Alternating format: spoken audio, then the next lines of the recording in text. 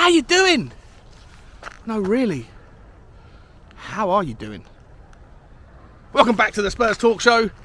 I'm Sean Butler. She's Bugsy Malone. I hope that you are happy and that you are healthy and doing the things that you love with the people that you love doing them with. I love doing these with you. It's good to get some fresh air this morning. I'm feeling good. I'm feeling back a bit more like my old self. Got the energy back. Got the vibes flowing. And I want to talk to you a little bit today before we move into the Marseille thing. There might be two videos uploaded today. There might be two videos uploaded. One about the Marseille game. But before we do that, I want to talk to you a little bit about the relationship between Paratici and Conte and Tottenham and maybe Daniel Levy, and figure out what the hell is going to happen in January. It's going to be interesting. Let's talk about it. Before we get going, guys, if you don't mind, I'll ask one thing of you: to like, to share, to subscribe to the channel and this video, and hit that notification bell so you can be alerted when future content is dropped on the daily. And the last thing I'll ask of you is to drop a comment below and let me know your thoughts. I do my absolute best to get back to each and every one of you, and I love, as you know by now, I love getting stuck into good old conversations and watching you guys go back and forth about whatever the topic is. And as I say, today's topic is about those relationships off of the playing field. Guys, let's be honest. Most people would like to hear the news that Antonio Conte has committed himself to the long-term managerial post at Tottenham Hotspur. His current contract expires in the summer.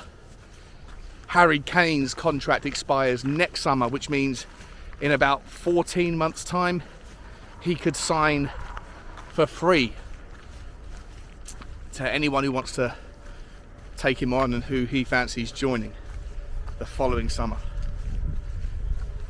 Conte's future is inherently tied to Harry Kane's future, and Conte, for whatever reason, doesn't want to sign or commit yet. Now, the argument that I heard last night that was made by Sava, who is someone who is more than happy to air his frustrations about the style of play, the football, the decision-making processes of Antonio Conte. His argument is, well, why should I get behind trusting the process or backing Conte when he won't back himself? He won't back us. He won't get on board it. He won't commit. So he wants to say, well, I'm going to pause. I'm not going to hold. I'm not going to get rattled in and rallied behind this idea until he shows me that he wants to be here and that he commits. And I understand that entirely. The argument that was countered from Dave, the Irish Hotspur, and by the way, I'm talking about a new show that we are doing on a Sunday night on Sava Talks Spurs. It's called the Tottenham Review or Spurs Review, every Sunday about 7 o'clock or 6:30, and it's Cuba 99, Sava, Dave and myself, and we just have round table discussions. It was brilliant last night, the debut show. Check it out. I'll put the link in the description for those of you that haven't seen it. Anyway, the counter that came from Dave was, yeah, but why would Conte want to commit now to a new contract only to be let down by Daniel Levy in January? And I can understand that point of view as well. The problem is that for every day that goes past, the ramping up of the media, engine, the machine that would love to just pour gasoline on the fire that is the Tottenham news cycle. They love to create trouble for Tottenham. And we do need something to come to its conclusion. So I am more than willing to wait until February to see if Daniel Levy has backed Conte. And if he has, then I'd expect Conte to get behind the project with commitment before the summer. Because I think that it's a little bit, you have to be a little bit of a compromise here. seems to me like it's a game of like Mexican standoff, or like a three-way or multi-way game of chicken, where no one wants to move first and no one wants to commit until they know everyone else is going to commit, and hence we have this kind of teaser, this delay all the time. And I get it. I understand why people would not want to be the first one to crack in that situation, but someone has to. And so for me, you know, there's option B as well. Conte could sign a new contract with specific clauses inserted into it saying you're going to guarantee X amount of spend every transfer window, and any breaking of that clause is a breaking of the contract, and then I can leave on full pay or whatever. And so, you know, he's a smart guy with smart agents. I'm sure that conversation could happen. And that would also be a test to see whether Daniel Levy really does have the stones to say, yeah, no, what, we are going to back it, and whatever it is, 200 million quid a year, 300 million quid a year, whatever, we can make that happen at the moment. We're going to take it on the risk. But here's the part where Paratici comes in. For me, I'm not entirely sure when people say, oh, this guy was a Levy signing or this guy was a Conte signing. Bugsy, come here. Sorry, guys. What are you doing? Leave them alone. They're very moody. See what I did there? Bugsy, leave them alone, please. Come on. Where was I? Paratici. Are they not all his signings? Maybe with the exception of Jed Spence, if that whole news thing that came out was true. But isn't that the point of a director of football? That he's supposed to be coming in, reinventing the entire football side of the wheel, and that he knows that the players that you sign, unless you're signing oldies like Paratici that are only here for, 2-year winding down of the clock, the other players that are younger are coming here on an initial 4, 5, 6 year deal, and that some of the players end up staying for 10 years, like Hugo, like Harry Kane, like Sonny, etc. And so the role of the DOF is to work in close relationship and hope that they have good chemistry with the manager to identify what is needed. But ultimately, it is the role of the DOF to figure that stuff out and to make those changes, because he should be here for a lot longer than Conte. All things God willing.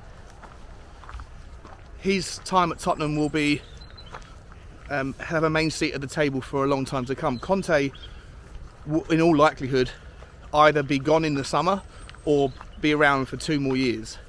But the players that you sign generally are here for 4 or 5, sometimes longer, often longer.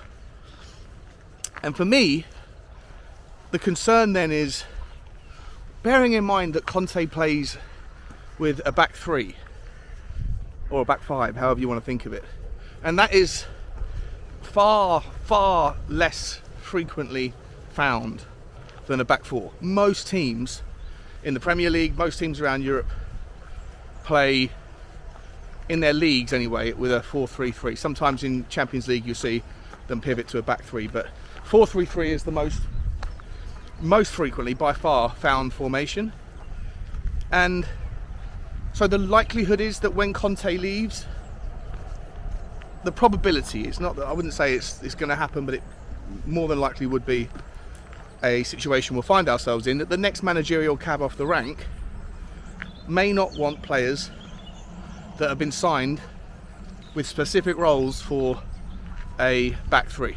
We've already heard Conte say it's difficult for him to drop or rotate or rest Eric Dyer because his role is so specific. The central side of a back 3 has an incredibly different role to the guys who play to the left and to the right of him. We know that the wing backs are like super different to fullbacks, and that's a problem that Tottenham have had. We've signed players like Doherty that was initially signed as a wing back but then forced to play as a fullback, didn't work out. Emerson signed as a fullback, now plays in a wing back, didn't work out. Sessegnon on the left was at his best at Fulham as a left winger, now being asked to play as a wing back. Ben Davies sometimes goes and plays at fullback.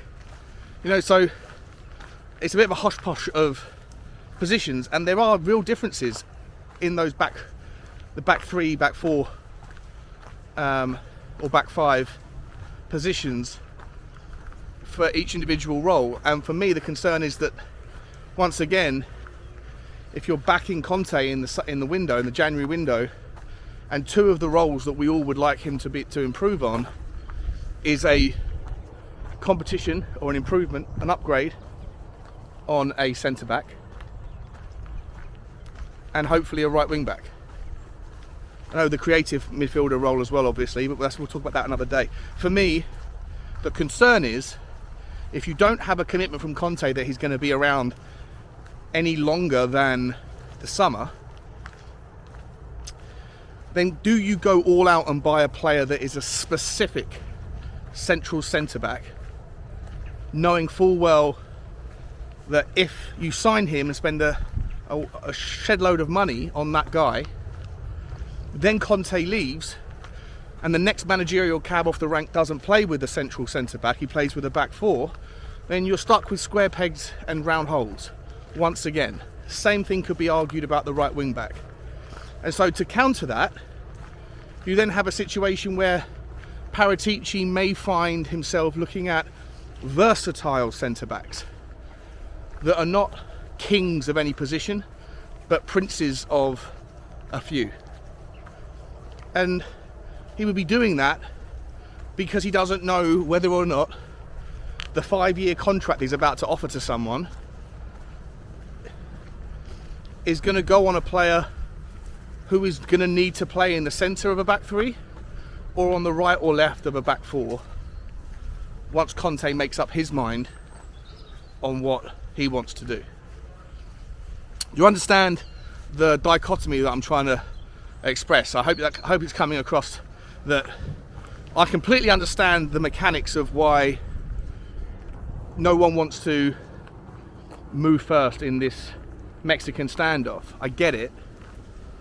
But the collateral damage of not knowing whether or not Conte is going to commit could mean that we end up signing players that are either good players that can play in a few different positions but not great in any, jack of all trades kind of thing, or you potentially sign a master of one that is not needed next season when Pochettino's back and we play with a back four. That to me is a massive concern, and I don't think that Daniel Levy can say anything right now that will commit Conte before the January window, because Conte's reservations are probably based on a wait and see what you do, unless they can put it into the contract to guarantee spend, guarantee budget. Love to know your thoughts, guys, on this one. I know I've been talking for probably quite a while. I'm going to let you go. I'll leave you with this. What is the role of the director of football if it's not to oversee everything to do with the football side of a football club? And if you agree with me that managers are usually here today, gone tomorrow, and the average tenure of a manager is far shorter than the players that are signed for the management, then do you agree or disagree that they shouldn't be Conte signings or Daniel Levy signings, they should be Paratici signings, because he is the guy that is tasked with that role. He should be here for the next 10 years, so it should be his philosophy, his ideology, and everything should be moulded around that.